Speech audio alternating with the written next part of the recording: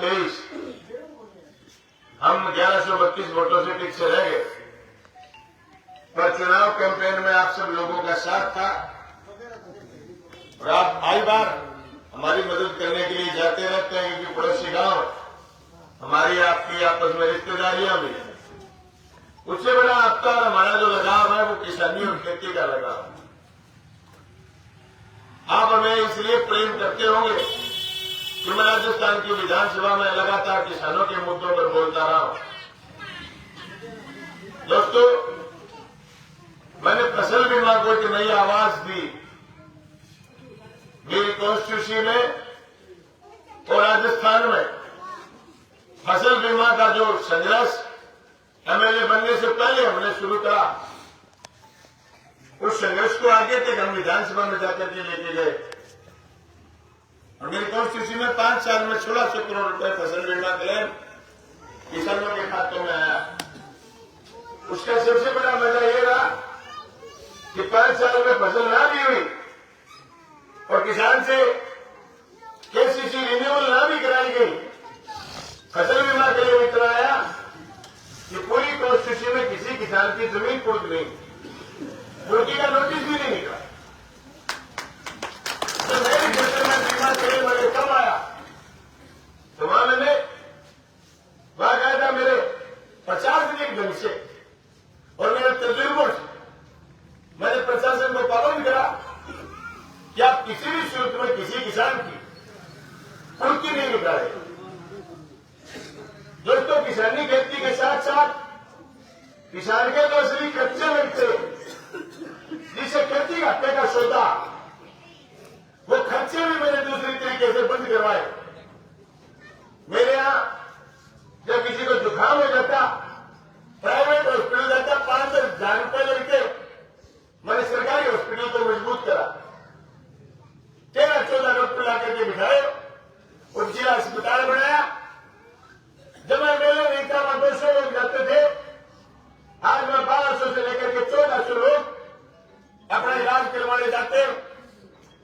तो एक एक्स्ट्रा खर्चा चिकित्सा का होता, वो बंद हो गया। बड़ी बीमारी कोई हो जाती तो जिस सरकार को मैंने सपोर्ट करा था, सरकार गिर रही थी, उसने मुख्यमंत्री चिरंजीवी योजना चलाई, जिससे बड़ी बीमारी में भी लोगों को इलाज फ्री।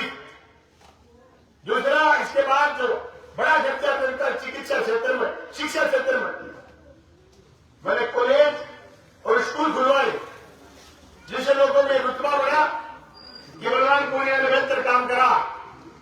दोस्तों, मैंने काम के दम पर लोगों का दिल जीता और लोग मेरे साथ खड़े हुए। यही नहीं, हम पहले जब हरियाणा में घुसते तो हमें महसूस होता है कि अब हरियाणा में आगे अच्छी सड़क होगी, लेकिन ये बात मैंने उल्टी करी। अब की बात, जब राजस्थान में घुसते तब लगता है राजस्थान आगे सड़क अच्छी है। पूरी 400 किलोमीटर की सड़कें मंजूर करवाई, उसके बल पर लोग मेरे साथ खड़े हुए। दुर्भावना भी खूब रखी लोगों ने, जो भारतीय जनता पार्टी से जुड़े हुए थे, जो किसान आंदोलन में आकर हम लोग तो काले कानून के खिलाफ लड़ते थे, और जो लोग काले कानूनों के पक्ष में थे, भारतीय जनता पार्टी के पक्ष में, उन्होंने 5 साल विद्वेष फैलाने में तो कमी नहीं छोड़ी।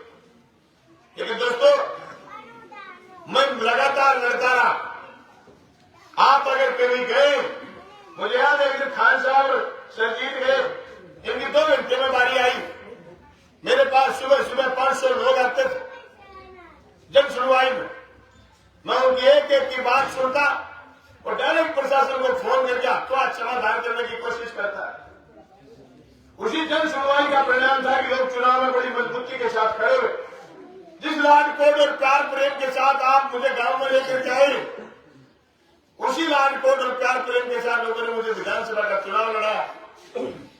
मेरे पास खुद की पूंजी तो कुछ भी नहीं थी, लेकिन मेरे पास जनता की पूंजी थी। उस जनता ने मुझे जोरदार चुनाव लड़ा। आप उस पूंजी में शामिल हो गए, आपका मैं धन्यवाद करना चाहता हूं, तहे दिल से धन्यवाद करना चाहता हूं। हमारी और आपकी लड़ाई है साझी लड़ाई। अभी थोड़े दिन बाद एमएसपी की बात को लेकर के पूरे देश का मूवमेंट उठ रहा।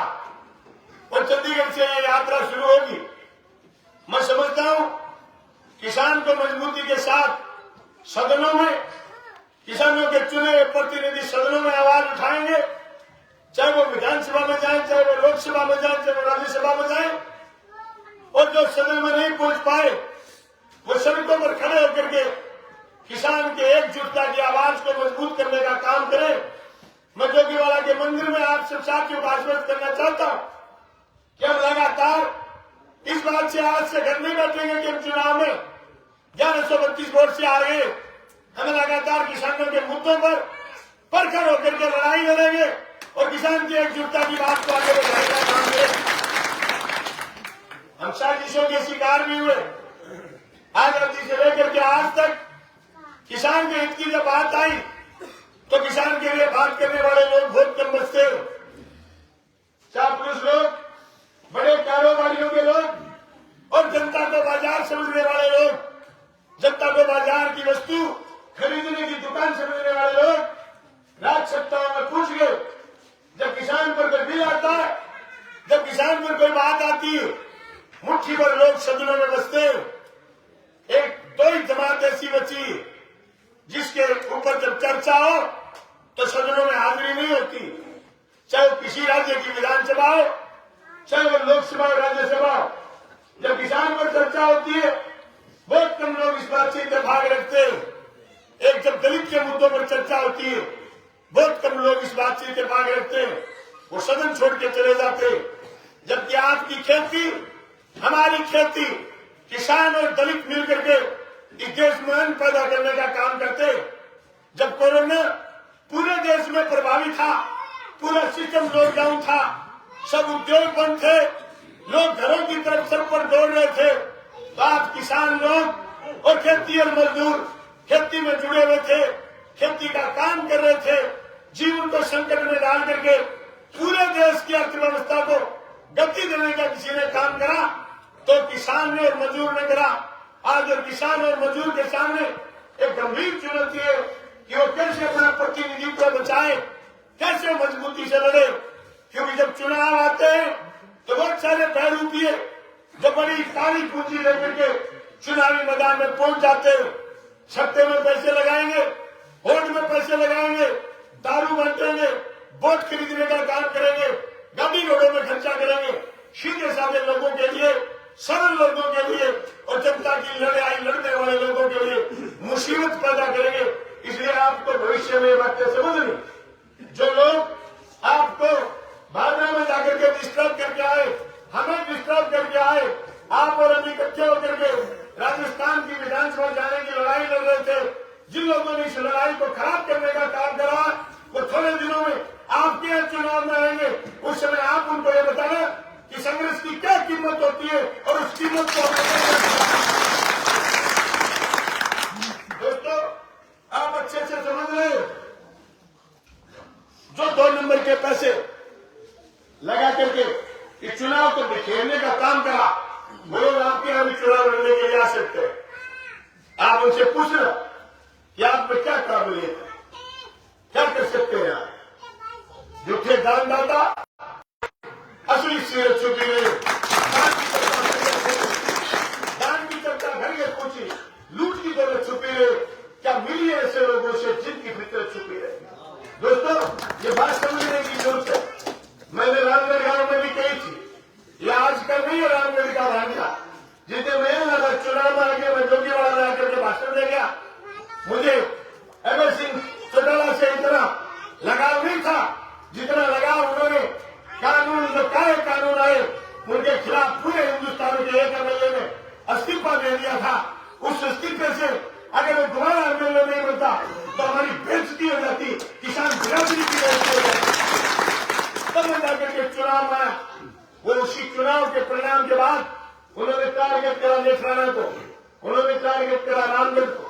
बड़े बड़े गांव में रामगढ़ के साथी हमारे उसके चक्कर में नहीं फंसे, लेकिन नेत्राना में उन्होंने हमें 550 वोटों में पीछे रहने के लिए मजबूर कर दिया। क्योंकि लोगों को उन्होंने इस प्लानिंग के साथ तैयार कर लिया कि वो हम उस चक्कर को नहीं कर पाए। लेकिन रामगढ़ में हमने पसीना बहाया था।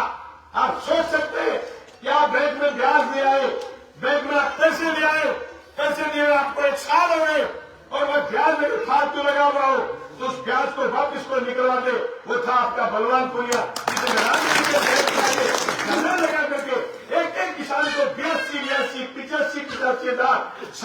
लाख रुपए बैंक से फालतू ब्याज लिया हुआ, 3 साल का फालतू ब्याज लिया हुआ मैंने वापस दिलवाया। रामगढ़ के बचावे में नहीं आए, रामगढ़ में फिर मैं पूरी 500 वोटों से दी दोस्तों। लेकिन इन्होंने कुछ भी, संक्षेप में बात ये कि इन्होंने कुछ भी और चक्कर रच के हमें हराने का काम करा। बलवान पुनिया अकेला नहीं आ रहा, किसान की आवाज राजस्थान की विधानसभा में जिस तरीके से काले कानूनों के खिलाफ बलवान पुनिया बोला, पूरे हिंदुस्तान के 4000 विधायक मेरी बोली हुई बात और दूसरे विधायकों ने बोली हुई बात के लेना मैंने एक टक्के से गिरा दिए थे कि काले कानून इसलिए खतरनाक है कि हमारा धन जंगल तमीज नहीं बचेगा और उसको बचाने के लिए हम लड़ेंगे। जब बात आती थी विधानसभा में बोलने फसल बीमा पर, तो मैंने मजबूती के साथ अपनी बात रखी। जब मैंने मेरे इलाके की बातें रखी, पूरा हिंदुस्तान बुरी था कि बलवानपुर बहुत अच्छे से बोलता, वो आवाज और राजस्थान की विधानसभा में 5 साल के लिए बोलने से महरूम होगी। लेकिन मैं आपको आश्वस्त करता हूं, जब भी किसानों का मुद्दा आएगा, जब भी किसान मजबूती से आह्वान करेंगे, बलवानपुर ये किसान के आगे ये नहीं देखेगा कि हरियाणा का किसान है, ये मध्य प्रदेश का किसान है, ये यूपी का किसान है, ये हरियाणा का किसान है, ये राजस्थान का किसान है। मैं मजबूती के साथ किसान के मुद्दों पर प्रखरता से लड़ाई लड़ूंगा। आज सब लोगों ने मेरा स्वागत करा, सहयोग करा, इस बात के लिए आपका बहुत बहुत धन्यवाद। धन्यवाद जो के तमाम करते हुए